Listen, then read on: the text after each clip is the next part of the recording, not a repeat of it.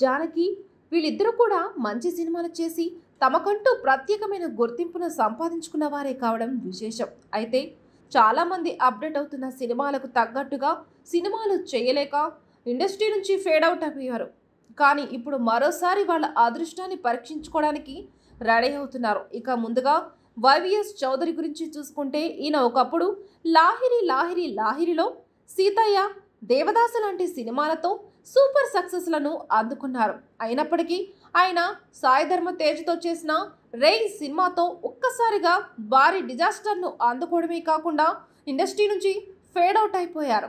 బాలయ్య బాబు, చిరంజీవి లాంటి స్టార్ హీరోలతో ఇండస్ట్రీ హిట్లను కొట్టిన ఈయన ఆ తర్వాత చేసిన సినిమాతో ఏమాత్రం ప్రేక్షకులను ఆకట్టుకోలేకపోయారు. కాబట్టి ఇండస్ట్రీ నుంచి ఆయన ఫేడ్ అవుట్ అయిపోయారు. ఇక మరోసారి సూపర్ సక్సెస్ని అందుకోవడానికి మరోసారి కొత్త ప్రాజెక్టుతో మన ముందుకు రాబోతున్నారు ఒక్కడు. చూడాలని ఉంది లాంటి సినిమాలతో సక్సెస్లను సాధించిన ఈయన ఇండస్ట్రీలో తమ పేరును మారుమ్రోగిపోయేలా చేసిన గుణశేఖర్ ఆ తర్వాత వచ్చిన చాలా సినిమాలు ఫ్లాప్ అవడంతో ఆయన కరెక్ట్గా కొద్ది రోజులు గ్యాప్ ఇచ్చాడు. అయితే గత సంవత్సరం శాకుంతలం అనే సినిమాతో ప్రేక్షకుల ముందుకి వచ్చినప్పటికీ ఆ సినిమా కూడా భారీ డిజాస్టర్గా మారింది.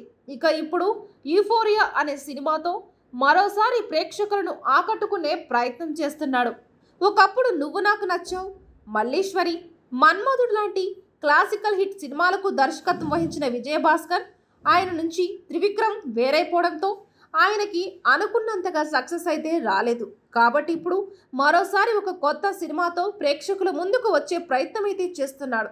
ఇక ఒకప్పటి సినీ డైరెక్టర్లందరూ ఇప్పుడు మళ్ళీ మెగాఫోన్ పట్టడం అనేది నిజంగా అందరినీ ఆశ్చర్యానికి గురిచేసే విషయం అనే చెప్పాలి.